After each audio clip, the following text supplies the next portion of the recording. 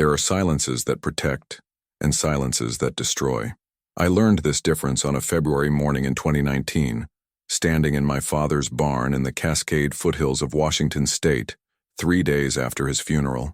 The air smelled of cedar shavings and something else, something organic and unfamiliar, like moss and copper and old earth. My father had been a wildlife veterinarian for 47 years. I expected to find his equipment, his records, perhaps a few rescued animals he'd never mentioned. What I found instead was a door I'd never seen before, concealed behind a false wall of tool racks, secured with a lock that required a key I'd discovered in his safety deposit box, a key labeled only with a single word in his careful handwriting: forgiveness. Beyond that door was a room, and in that room, on a bed of straw and blankets, breathing slow and steady in the half-light filtering through a covered skylight, was something that should not exist, something my father had kept alive, hidden, and silent for 32 years, something that would cost me everything I thought I knew about truth, duty, and the man who raised me. My father, Dr. William Chen, had built his practice on discretion. Farmers brought him injured owls found in their fields. Hikers carried frostbitten foxes down from the high country. He worked quietly, charged little, and kept meticulous records of every creature that passed through his care, or so I believed. I'd returned to Darrington, Washington, to settle his estate. The town sits where the North Fork Stillaguamish River cuts through old-growth forest, a place where logging roads fade into game trails, and the tree line rises so thick that satellite phones lose signal 2 miles from the highway.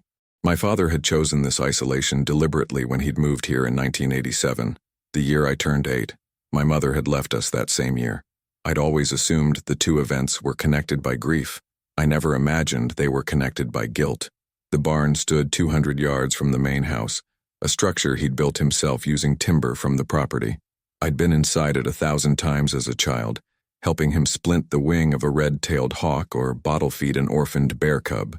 The space I remembered was perhaps 30 feet by 40, large enough for his examination table, his supply cabinets, his recovery kennels. But when I measured it from the outside that February morning, pacing through 2 feet of old snow, I realized the interior dimensions were wrong. The barn was nearly 60 feet deep. 20 feet of space simply didn't exist in my memory. I found the seam in the wall while clearing out his equipment, a vertical line, almost invisible, where 2 panels of plywood met imperfectly. When I pressed against it, something clicked. The entire section of wall, tool racks, hanging implements and all, swung inward on hidden hinges. The smell hit me first. Not decay or filth, but something alive and cared for. Straw, apples, a mineral scent like stone after rain, and beneath it, a musk that raised every primitive alarm my body possessed. The smell of a large predator, something powerful and utterly foreign to my experience. The room beyond was clean, almost clinically so. The concrete floor had been painted and sealed. LED grow lights hung from the ceiling, currently dim. Along one wall stood a refrigerator, a medical cabinet, and a filing system that would have made a research hospital jealous. There was a water system with a hand pump, a composting toilet, discreetly partitioned, and along the far wall beneath the skylight, a sleeping area that could only be described as a nest. Layers of wool blankets, straw mattresses, and what looked like carefully arranged branches and moss. My father's journal sat on a desk near the door, 42 volumes, each one numbered and dated, spanning from April 1987 to January 2019. The first entry was written in his precise academic hand. Subject recovered from roadside, Highway 530, mile marker 41. Massive trauma to right leg and shoulder. Species unknown, age unknown. Prognosis, unlikely to survive the night. But I will try. The last entry, dated 4 days before his death, read simply, "She's weaker. The antibiotics aren't working anymore. I've failed her. God forgive me, I don't know what happens when I'm gone." I was still reading when I heard the breathing change behind me, slow and deep, the rhythm of something waking from sleep. I turned, and in the filtered morning light, I saw her clearly for the first time. She was dying. Even I could see that. And I'm a civil engineer, not a veterinarian. She lay on her side, one massive arm draped across her chest, the other tucked beneath her head like a child sleeping. Her fur was the color of cedar bark in shadow, deep auburn and gray, coarse and thick. But around her muzzle and the backs of her hands it had gone nearly white. Her breathing was labored, each exhale whistling slightly, the sound of fluid in the lungs. The right leg my father had mentioned in his first journal entry was withered, the muscle atrophied, the knee joint locked at an angle. She couldn't have walked on it for years, maybe decades. She was perhaps 7 feet tall, even curled as she was. Her hands, God, her hands, were twice the size of mine, with long, delicate fingers and nails worn smooth. There was a scar across her shoulder that looked surgical. Clean lines, deliberate, my father's work. I stood frozen, my rational mind trying to catalog what I was seeing, to fit it into a framework that made sense. A person in a costume, a preserved specimen. Anything but what my eyes insisted was true. A living being, breathing and real, that every scientific authority insisted could not exist. She opened her eyes. They were amber, flecked with green, and startlingly human in their awareness. She looked at me without fear or aggression, just a deep, assessing intelligence. Then she made a sound, a low, questioning rumble that came from deep in her chest, almost subsonic. I felt it in my sternum. I did what any reasonable person would do. I backed out of the room slowly, closed the hidden door, walked to my rental car, drove to the nearest town with cell service, and sat in a McDonald's parking lot trying to decide who to call. The police? And tell them what? That my father had harbored an undiscovered species for 3 decades, fish and wildlife, the University of Washington, CNN. Every option felt like betrayal. My father had kept this secret with absolute discipline for 32 years. He'd told no one, not even me, especially not me. That had to mean something. I returned to the barn 6 hours later with supplies from the local feed store. Apples, carrots, a bag of kale, bottled water. I had no idea what she ate, but the journal would tell me. The journal would tell me everything. She was awake when I opened the hidden door, sitting upright with her back against the wall, watching the entrance. Her posture was defensive but not aggressive. She tracked my movements as I set the food and water just inside the door, far enough that I didn't have to approach her directly. "I'm William's son," I said, feeling absurd. He passed away. I'm sorry if you understood that he wouldn't be coming back." Her expression didn't change, but something in her eyes shifted, a dimming, a recognition of loss that needed no translation. I left the food and retreated to the desk, pulling the first volume of my father's journal toward me. If I was going to make any decision about what to do next, I needed to understand what had happened here. I needed to know who she was, how she'd come to be here, and what my father had been trying to protect.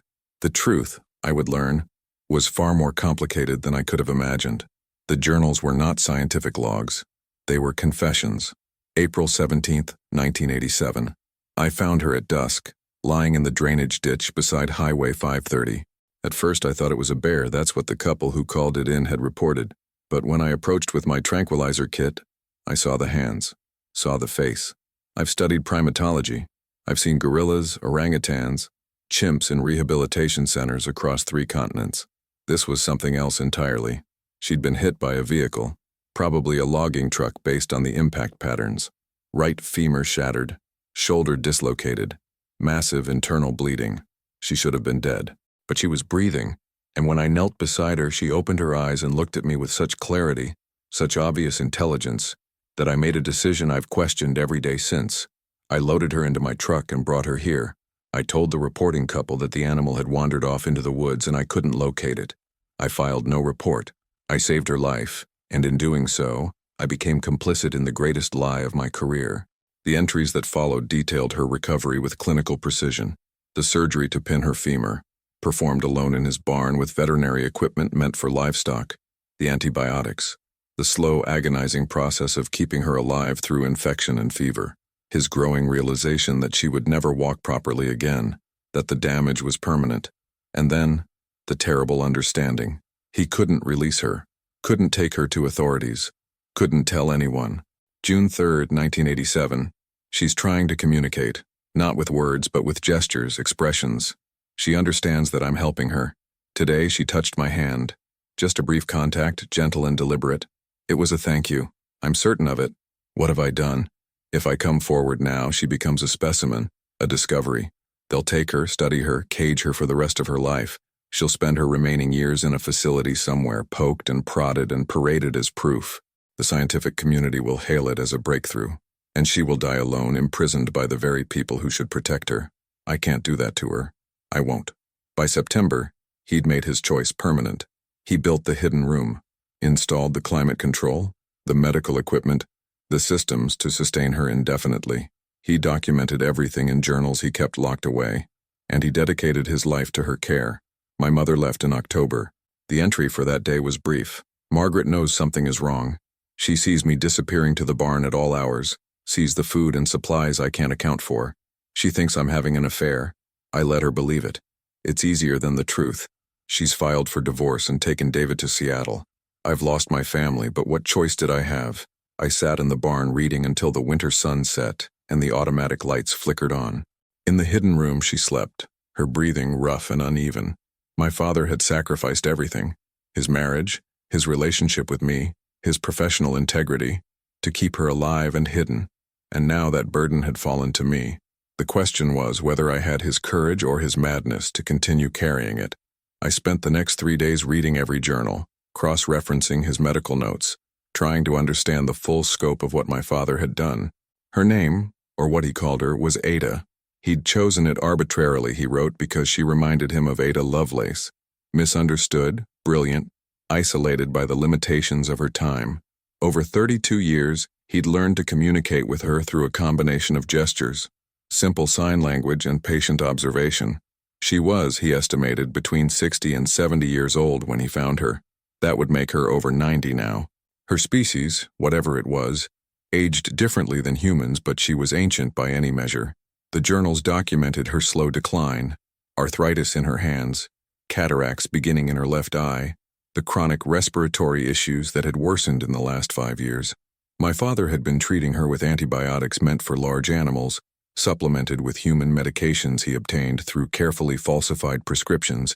He'd installed air purifiers to help her breathing.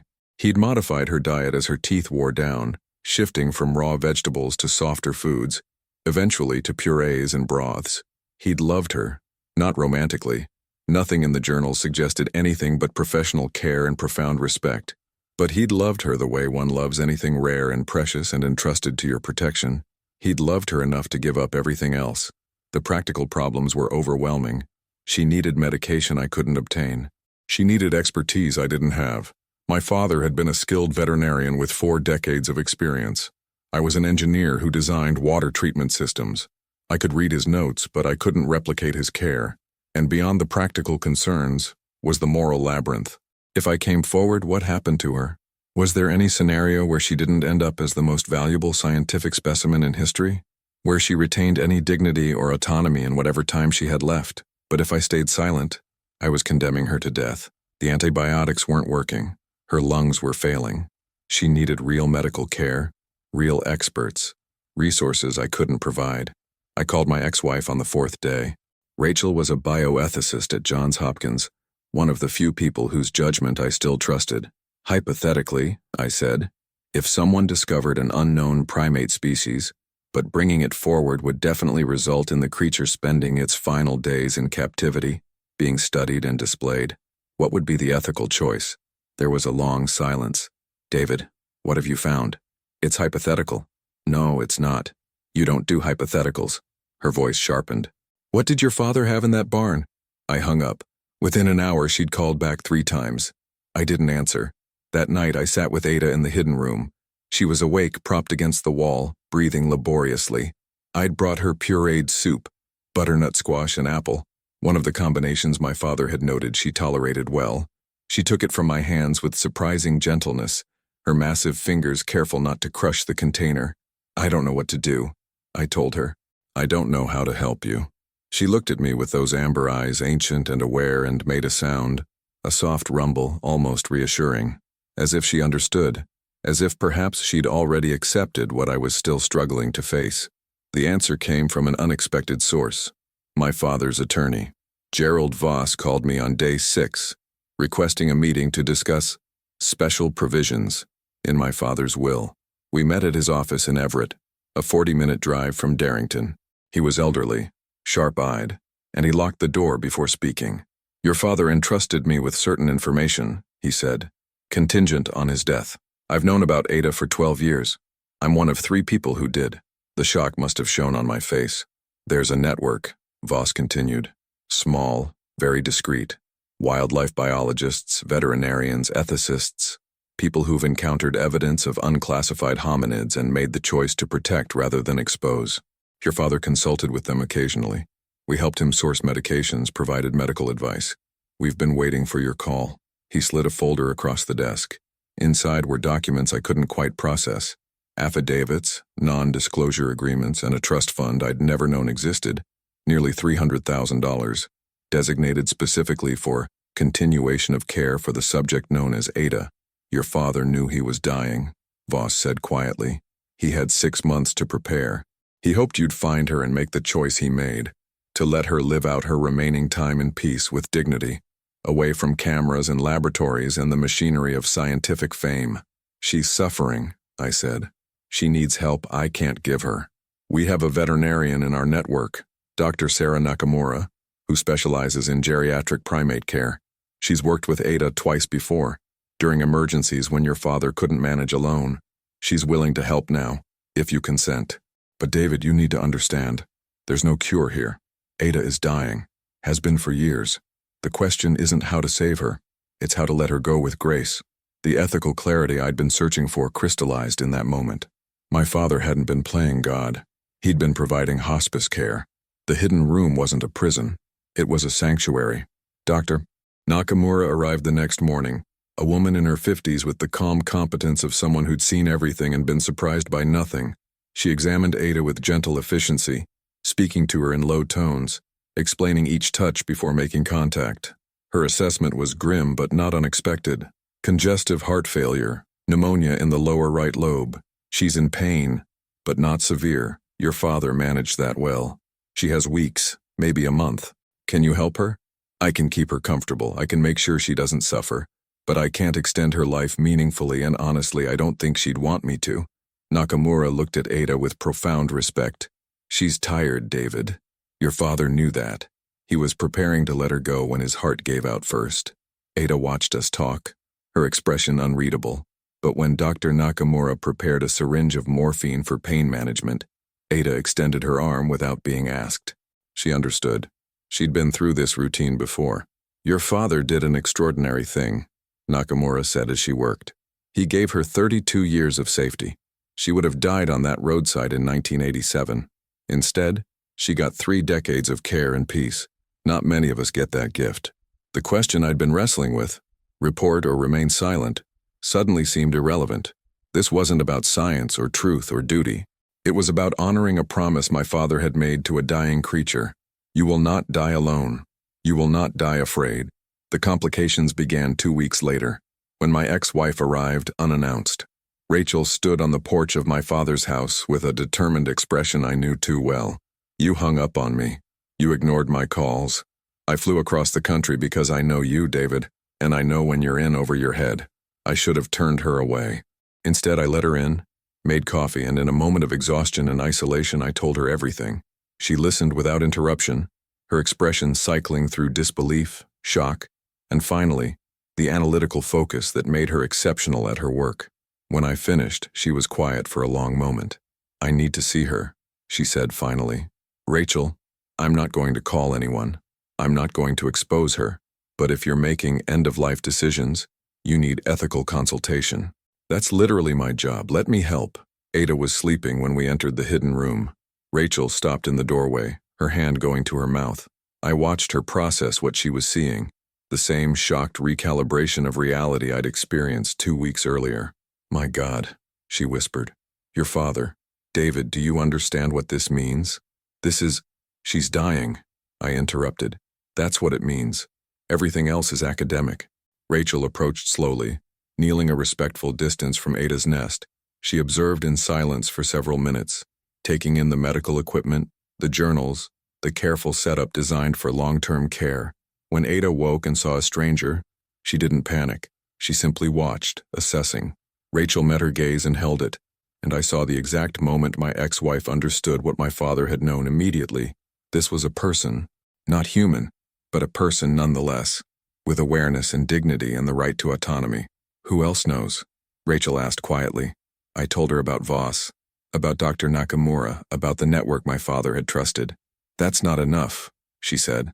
David, when she dies, what happens? Are you going to bury her in the woods, let her body disappear like she never existed? What's the alternative? An autopsy? Tissue samples?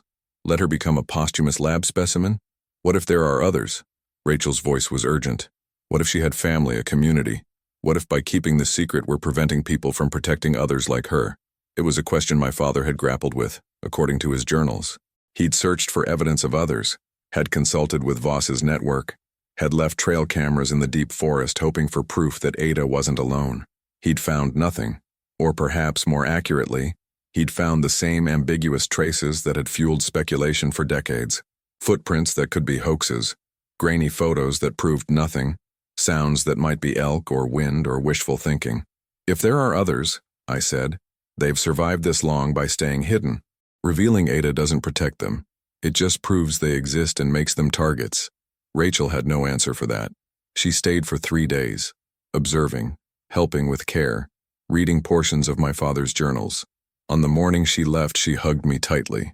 Your father was either the most ethical person I've ever encountered, or the most arrogant. Maybe both.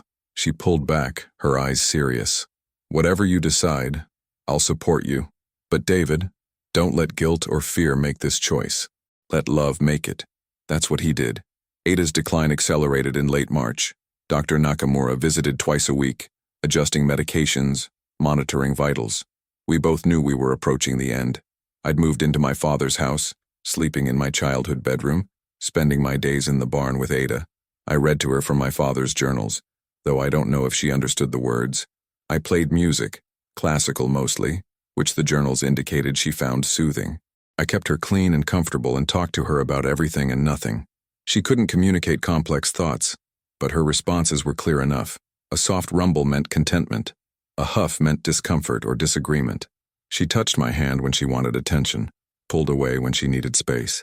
The language between us was simple but sufficient. On April 2nd, she stopped eating.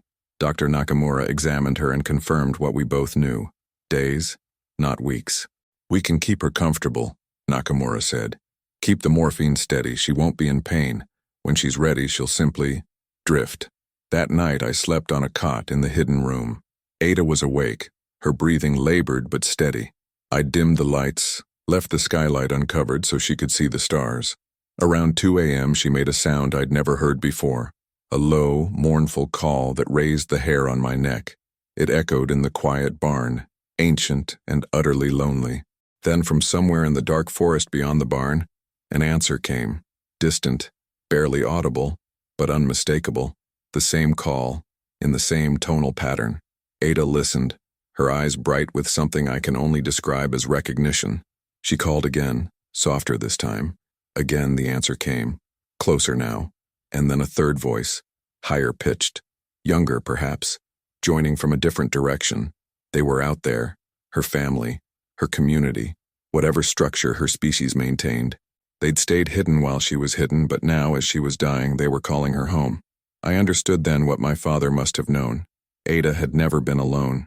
She'd been separated, isolated by injury and circumstance, but never truly abandoned. And they'd known where she was all these years, had perhaps watched from the forest edge, had perhaps even communicated with her in ways I couldn't detect. My father hadn't saved her from her kind. He'd provided rehabilitation while they waited, and now they were saying goodbye. Ada called out once more, a sound full of grief and love and acceptance. Then she looked at me, and with great effort, she gestured toward the door. The meaning was clear. Let me go outside. Dr. Nakamura had left a wheelchair ramp thinking we might need it for final transport. With effort, I maneuvered Ada into a reinforced game cart my father had used for elk. She was too weak to protest, too far gone to resist. I wheeled her out into the April night across the barn lot to the edge of the tree line. The temperature was barely 40 degrees, the air sharp with the smell of cedar and wet earth. The calls had stopped. The forest was silent, but I could feel them watching, waiting just beyond the reach of the barn's security lights. I left Ada there at the boundary between the human world and theirs, and I walked back to the barn. I didn't look back. Some departures are meant to be private. When I returned at dawn, she was gone. The cart sat empty at the tree line, the blankets undisturbed except for the depression where her body had rested. There were no drag marks, no signs of struggle. She'd either walked into the forest under her own power, impossible given her condition, or she'd been carried. I searched the immediate area but found nothing. No footprints beyond my own, no broken branches, no evidence of passage. It was as if the forest had simply reclaimed her, absorbed her back into the mystery that had sheltered her all along. Dr. Nakamura helped me dismantle the hidden room over the following weeks. We disposed of the medical equipment properly, destroyed all records that could identify Ada specifically. The journals I kept, locked in my father's old safety deposit box, along with the key marked forgiveness. Gerald Voss filed the paperwork to close my father's estate. The trust fund for Ada's care was quietly redistributed to wildlife conservation efforts. The barn, the house, the property, I kept it all, though I haven't decided yet what to do with it. Rachel calls every few weeks, ostensibly to check on me, but really to debate the ethics of what we did. We robbed science of the discovery of a lifetime, she said during one call. We protected a dying person's dignity, I replied. Science will survive the loss. What if she wasn't the last? What if they need protection we could provide if only we acknowledged they existed? They've protected themselves for thousands of years without our help. Maybe the best thing we can do is leave them alone. She couldn't argue with that, though I know it troubles her. It troubles me too sometimes late at night when I'm alone in my father's house. Did we make the right choice? Should we have documented, recorded, preserved some evidence for posterity? But then I remember Ada's eyes in that final night, aware, accepting, at peace. I remember the calls from the forest, the evidence that she was part of something larger than herself, something that had survived in the margins of our world through secrecy and silence. My father wrote in his final journal entry, I don't know if what I've done was right or wrong. I only know that when I found her dying on that roadside, I made a choice to see her as a person, not a discovery. Everything that followed came from that first decision. If I could go back, I would make the same choice again. I understand now why he never told me. The burden of this knowledge is immense. Not the practical burden of care, but the moral weight of deciding what truth serves the greater good. He carried that weight alone for 32 years because he loved me enough to spare me from it, until he couldn't anymore. I still live in Darrington. I've taken over some of my father's wildlife rehabilitation work, treating the injured owls and foxes and deer that people bring to my door. I keep the barn maintained, the property secure, and sometimes, on quiet nights when the fog rolls down from the Cascades, I hear calls in the distance, low and mournful and utterly inhuman. I never investigate, I never try to document or verify. Some things are meant to remain in the spaces between what we know and what we suspect, protected by the silence of those who understand that not all discoveries need to be shared. My father taught me that, and Ada in her way confirmed it.